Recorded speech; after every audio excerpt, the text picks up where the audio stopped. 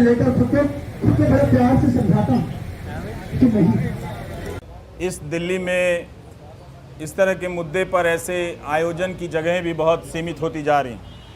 अच्छी बात है कि प्रेस क्लब है जहां पर आकर लोग अपनी आवाज़ उठा सकते हैं। 1000 दिन से उमर खालिद जेल में हैं।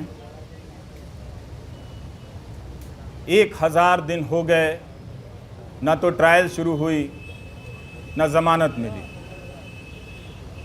हमने तमाम बहसों में, कानून के फ़ैसलों में यही पढ़ा और समझा, अदालतों की टिप्पणियों में देखा और जाना कि ज़मानत अधिकार है और जेल अपवाद है।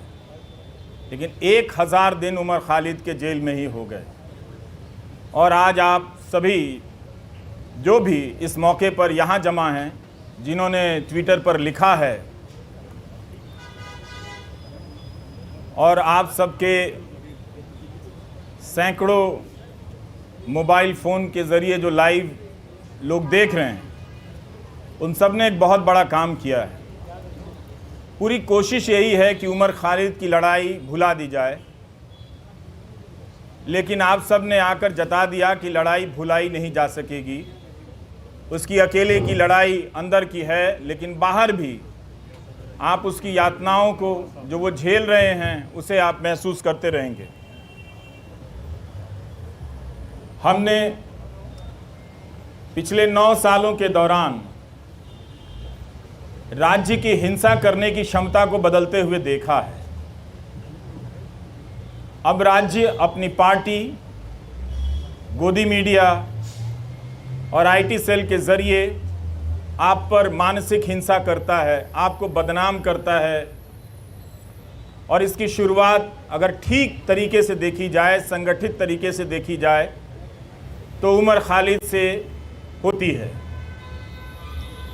जब वो अनजाने में उन टीवी चैनलों के स्टूडियो में चले गए इस उम्मीद में कि इन चैनलों के ज़रिए किसी की बात रखी जाती है, किसी का पक्ष रखा जाता है, मगर जब तक वो जाते तब तक चैनलों ने अपना रुख हमेशा हमेशा के लिए आने वाले 10-12 साल और न जाने और कितने साल के लिए बदल लिया था।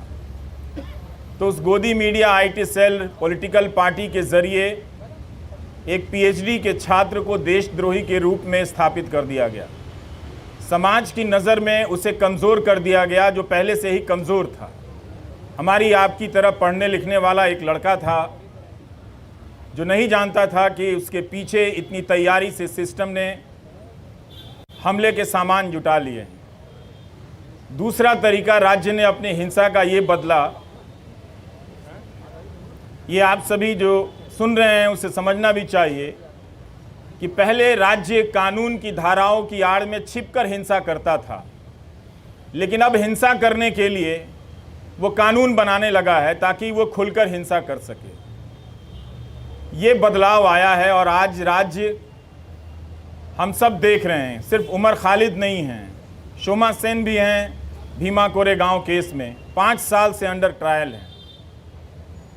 जब बड़े बड़े न्यायाधीशों को अंडर ट्रायल के बारे में बोलते हुए सुनता हूं, तो मुझे लगता है कि यही 2-4 केस उन्हें भी नज़र नहीं आते होंगे, या उन्होंने भी अपनी सुविधा के हिसाब से इन कुछ केस को देखना सुनना बंद कर दिया है, इस तरह से कि ये केस छोड़कर बाकी और केस पर बोला जाए। तो कभी भी सबके सामने में है, सुप्रीम कोर्ट ने तमाम टिप्पणियां की है ज़मानत को लेकर, सबके सामने ये बात है, मगर कभी भी 1000 दिन तो सुनवाई चली है दिल्ली की निचली अदालतों में। बेतवा शर्मा ने लिखा है, और कोई 400-300 दिन दिल्ली हाई कोर्ट में इस तरह से ज़मानत को लेकर सुनवाई चलती रही है। इसके बाद भी ज़मानत एक इतनी मुश्किल उम्मीद इस लड़ाई में बनकर सामने आ गई है। यही उम्मीद कर सकते हैं कि कभी कभी न्याय व्यवस्था की अंतरात्मा किसी रात तो जगती होगी, और जब जग जाएगी तो देखेगी कि कानून के हाथ लंबे नहीं, उस कानून के हाथ रंगे हाथ भी होते हैं। उसे नज़र आएगा, वो बात समझ में आएगी कि क्या हो रहा है। हम सब ने यह भी देखा है कि मीडिया के स्पेस से उमर खालिद को धीरे धीरे पीछे की तरफ धकेल दिया गया, किनारे कर दिया गया, ताकि भुलाने की प्रक्रिया में तेज़ी आए।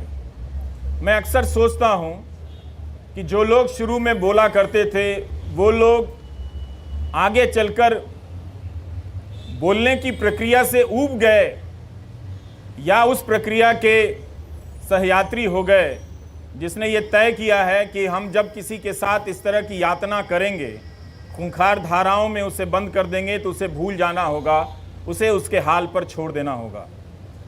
उमर खालिद की जितनी भी तस्वीरें आईं इस दौरान, जहां भी छपी या चंद वीडियो में नज़र आए, मैंने एक हंसता हुआ लड़का देखा, लेकिन उस हंसी को देखकर अपने भीतर उदासी भर जाती थी कि हंसी जो है वो अपने लिए नहीं, वो हम सब के लिए छोड़कर जा रहा है कि आप शायद अपनी ज़िंदगी में सामान्य होंगे। इस वक्त एक ओवल में फालतू का मुकाबला चल रहा है, इंडिया ऑस्ट्रेलिया के मैच में ट्वीट करके अपने आप को क्रिकेट प्रेमी जता रहे होंगे। जता सकते हैं, बिल्कुल अपनी ज़िंदगी जी सकते हैं और ज़िंदगी को उसी रोशनी और संगीत के साथ जी सकते हैं, मगर याद करने का जो फ़र्ज़ था नागरिकों का बहुत लोगों ने भुलाया और ये होते हुए हमने देखा। उनके लिए एक ऐसा विषय बन गया जिस पर लिखना, जिस पर बोलना राज्य से टकराने के जैसा हो गया। वो अपना हिम्मत हारने लगे। लेकिन यहाँ आकर यही लगा कि शायद मैं उन 2-4 लोगों की परवाह कर रहा था। आप हज़ार लोगों को, सैकड़ों लोगों को नहीं देख रहा था जो आप राज्य से लड़ रहे हैं। राज्य कई तरह के सेंसर लगा रहा है, लेकिन फिर भी आप बातों को पहुंचाने के लिए अपने कैमरे हाथ में थाम कर उठाकर खड़े हैं। ये बहुत बड़ी बात है। मैं याद करना चाहता हूं उमर के साथ आज बेतवा शर्मा को भी, जिन्होंने दिल्ली दंगों के मामले में शानदार रिपोर्टिंग की, आज भी की है बेतवा ने, और पहले भी सफूरा के मामले में उन्होंने शानदार रिपोर्टिंग की, और जिसकी वजह से लोगों ने जाना कि नताशा नरवाल, देवांगना कालिता, इन सब के साथ क्या हो रहा है। इन्हें ज़मानत मिली, लेकिन उमर खालिद को ज़मानत नहीं मिली। हम इस केस के बारे में जिस तरह से आज बेतवा ने लिखा है कि दिल्ली पुलिस की गवाहियों में, उसकी दलीलों में कितने अंतर्विरोध, अंतर पाए गए हैं, ये सब डॉक्यूमेंटेड है। और आप सभी को पढ़ना चाहिए कि एक पत्रकार ने, और पत्रकारिता सीखने के लिए भी पढ़ना चाहिए कि अपनी उस बात को कहने के लिए बेतवा शर्मा और उनकी टीम ने कितने हज़ार पन्नों के दस्तावेज़ों को पलटा होगा, और उनके वकीलों ने जो उमर के साथ लड़ रहे हैं उन लोगों ने कितनी कानून की किताबों को पलटा होगा कि इंसाफ और ज़मानत तक के दरवाजे तक उमर खालिद को ले जाएं। मगर लगता है कि वो दरवाज़ा, उस दरवाजे तक पहुंचने का रास्ता बहुत लंबा कर दिया जा रहा है, या शायद उमर खालिद के लिए ही बहुत लंबा है, या शोमा सेन के लिए बहुत लंबा है। स्टेन स्वामी के लिए तो वो दरवाज़ा कभी उस दरवाजे तक पहुंच ही नहीं पाए, इस दुनिया से चले गए। और भीमा कोरेगांव केस में क्या हो रहा है ये सब हम सब देख रहे हैं। नेहा मसीह ने कितनी बार इन सब चीज़ों को याद करने की ज़रूरत है। वॉशिंगटन पोस्ट के ज़रिए रिपोर्ट की कि भीमा कोरेगांव केस में लोगों के कंप्यूटर में फर्जी फाइलें डाल दी गईं, जिससे उन्हें प्रधानमंत्री की हत्या की कथित साजिश के आरोप में आरोपी बनाया जा सके, और लोग इन धाराओं में, इस मामले में कई महीनों से जेल में हैं। इसलिए उमर को याद करना, उमर के साथ साथ इन तमाम मामलों में बंद कर दिए गए लोगों को याद करना भी है। और ये अच्छी बात है कि रोना विल्सन को कोई याद नहीं कर पाता है, शोमा सेन को कोई याद नहीं कर पाता है। वो कुछ बंदिशें लगी हैं, याद करने वालों ने अपने लिए कुछ कायदा चुन लिया है कि हम इन्हें याद करेंगे, इन्हें याद करने में ज़्यादा सुरक्षा है, इन्हें याद करने में ज़्यादा ख़तरा है। तो वो अपनी सुविधा के हिसाब से किसी को याद करते हैं, किसी को याद नहीं करते हैं। तो उसमें उमर खालिद की जगह अब भी ऐसी बनी हुई है, आप लोगों ने बना कर रखा है कि आप लोग उसे याद करेंगे, और जब भी उसे याद करेंगे उसके चेहरे के साथ साथ इन सभी चेहरों का चेहरा सामने आएगा। और आपके पिता SQR इलियासी जी, जब हम अपनी रिपोर्टिंग की दुनिया में कदम रख रहे थे तो आपके पास न जाने कितनी मर्तबा हम लोग अपने कैमरे को लेकर गए हैं, और एक ज़िम्मेदार नागरिक के तौर पर आपके बयान लेने के लिए मैंने आपकी चौखट पर तमाम बड़े मीडिया को देखा है, जो अब शायद आपसे दूरी बनाता होगा, किसी एहतियात की चिंता में या किसी सरकार की चिंता में, वो जो भी है। लेकिन प्रेस क्लब की ये सभा आश्वस्त करती है कि राज्य के पास ताकत तो बहुत है, लेकिन आप लोगों के पास इरादे भी कुछ कम नहीं हैं। आप लोग याद कर रहे हैं उसे, इस 1000 दिन को आपने यूं खाली जाने नहीं दिया, याद करके बता दिया कि नाइंसाफ़ियाँ जहाँ जहाँ दर्ज है हम उन्हें पहचानते रहेंगे, उनके बारे में हम लौटते रहेंगे और लोगों को बताते रहेंगे। हम और आप यही काम कर सकते हैं, इस उम्मीद में कि कभी ना कभी किसी का ईमान जागेगा, और ईमान जागता है और लोग उन फैसलों को पलट कर देखेंगे, उन गवाहियों को देखेंगे। दिल्ली पुलिस में भी बहुत सारे अच्छे लोग हैं, वो लोग समझेंगे कि उनके हाथ से किस तरह की नाइंसाफ़ी हो रही है। उनकी रातों की नींद भी ख़राब होगी किसी वक्त में, जब वो खुद किसी नाइंसाफ़ी के दौर से गुजर रहे होंगे, तो अपने द्वारा की गई नाइंसाफ़ियों को याद तो करेंगे ही। हम सब याद करते हैं, वो भी इंसान है, वो भी याद करेंगे। लेकिन उमर खालिद के लिए लगता है कि सब कुछ एक कठोर दरवाज़ा बना दिया गया है, लकड़ी का ऐसा दरवाज़ा जहां इंसान नहीं खड़ा है, लकड़ी का कुछ लकड़ी की मूर्तियां ही बनी हुई हैं, वही फैसले ले रही हैं, उनका शायद दिल नहीं धड़कता है। हम कोशिश करते रहेंगे कि उमर खालिद के साथ जो मामला है उसको उठाते रहें, आप लोग बोलते रहें। बोलने के लिए बहुत ज़रूरी है कि इस केस के डिटेल में जाएं, जिस तरह से बेतवा शर्मा ने आज रिपोर्टिंग की है। इतनी बड़ी मीडिया की फ़ौज है इस दिल्ली शहर में, पूरे देश की मीडिया को ख़त्म कर दिया गया कि दिल्ली में मीडिया है, क्योंकि नेशनल मीडिया है, वो राज्यों और ज़िलों की परवाह करता है। लेकिन अंत में ये नेशनल मीडिया भी ख़त्म हो गया और आज आपके बीच उसकी मौजूदगी नज़र नहीं आती है। कोई हाथ उठाकर नहीं कह सकता कि हाँ वो यहाँ पर खड़ा है और उसके चैनल पर उसका लाइव प्रसारण हो रहा है। अगर कोई ऐसा है तो उसके लिए ताली बजा दीजिएगा, नहीं तो आप सब अपनी निष्ठा और अपने कर्तव्य निष्ठा के प्रति खुद ही ताली बजा लीजिए, आपके लिए तो कोई आएगा नहीं। इस धूप में आप लोगों ने इतनी मेहनत की है, बहुत बहुत शुक्रिया कि हम सब ने आज उमर खालिद को याद किया है। ट्विटर पर जिन लोगों ने लिखा है जो यहाँ नहीं आए हैं, उनकी सॉलिडारिटी को भी स्वीकार करना चाहिए, उसे भी मंजूर करना चाहिए, उसे भी एक तरह से उसकी पहचान होनी चाहिए। कैसे तमाम अनजान लोगों के ज़रिए भी ये बात दुनिया तक फैलती है कि एक नौजवान लड़के को, जिसकी पीएचडी ही, चार्जशीट से पहले अदालतें उसकी पीएचडी पढ़ लें तो उसके बारे में नज़रिया बदल सकता है। लोग देख सकते हैं कि वो एक छात्र के रूप में कैसा रहा होगा।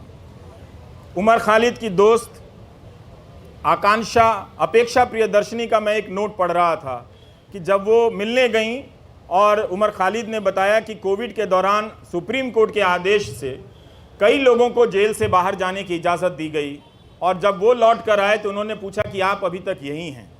मतलब उस महामारी में भी किसी को ये याद रहा कि इस एक कोई उमर खालिद है जिसे बाहर नहीं भेजना है। उस महामारी में भी उसकी पहचान याद रखी गई, उसकी निशानदेही को याद रखा गया। इस तरह की नाइंसाफ़ियाँ जो एक आम कैदी को मिलनी चाहिए वो भी उसे नहीं मिलती नज़र आ रही हैं। ये बहुत चिंता की बात है। और जब तक ये है, अदालतों के मंच से बड़े बड़े न्यायाधीशों का बोलना हमें खाली सा लगता है, हल्का सा लगता है कि वे अंडर ट्रायल और अधिकारों की बात बहुत संजीदगी से करते हैं। कई बार ऐसा लगता है कि शायद वो बात कहने के लिए करते हैं, नहीं तो ये बात अपने फैसलों में ही पलट कर देख लेते कि जब सबके लिए वो फैसला हुआ था तो क्यों इस व्यक्ति के लिए, क्या वो व्यक्ति इतना ज़्यादा खतरनाक है। मीडिया अगर धारणा बना देगा, गोदी मीडिया का एक एंकर रोज़ दंगाई मानसिकता फैलाता है, उसके खिलाफ कोई कार्रवाई नहीं हुई और उस तरह के एंकरों से किसी को देशद्रोही बना दिया जाता है, उस पर राज्य व्यवस्था और न्याय व्यवस्था उसे लेकर इतना क्रूर हो जाती है, कोई दया भी नहीं दिखाती है, उसका प्रदर्शन नहीं करती है। हमारे तमाम न्यूज़ चैनलों के एंकरों ने बुलंदशहर के मामले में क्या हाल किया आप सभी ने देखा होगा। वो कल्पना कर लेते हैं कि मूर्तियां जिन्होंने खंडित की वो किस समुदाय के हों, वो रिपोर्टिंग अब नहीं करते हैं। इसी तरह से उन्होंने उमर खालिद के बारे में कल्पना कर ली और उसे वास्तविकता में बदल दिया। ये तो गनीमत है कि वहाँ की पुलिस डिपार्टमेंट को ये बात समझ में आ गई कि कुछ खतरनाक चीज़ें हैं। वो अपराधी पकड़े गए और उनके धर्म का नाम का धर्म कुछ और निकल आया। नहीं तो पता नहीं वो एंकर उस घटना के बहाने इस समाज में कितनी जहर और कितना आग फैला दिया होता, और किस तरह के खेल खेले जा रहे हैं इस तरह से। तो इन बातों को देखना है, समझना है कि उमर खालिद एक बहुत बड़ी साजिश का शिकार हुआ है, जिसके तहत तंत्र ने अपना पहला परीक्षण किया कि क्या किसी निर्दोष छात्र को इस तरह से चिन्हित कर, देशद्रोही बताकर, उसे एक तरह से देश के लिए खतरे के रूप में प्रोजेक्ट कर उसे जेल की सलाखों के पीछे भेजा जा सकता है। और ये उनका परीक्षण उमर खालिद के मामले को देखकर या भीमा कोरेगांव के केस को देखकर लगता है कि सफल हुआ। सत्ता ने लोक लाज की परवाह भी छोड़ दी है। स्टेन स्वामी के निधन के बाद भी उसे कोई फर्क नहीं पड़ा, किसी बात का कोई फर्क नहीं पड़ रहा। यही आज की सरकार का उसकी समझ है या उसकी पहचान है। हम सबको ये नोट करने की बहुत ज़रूरत है।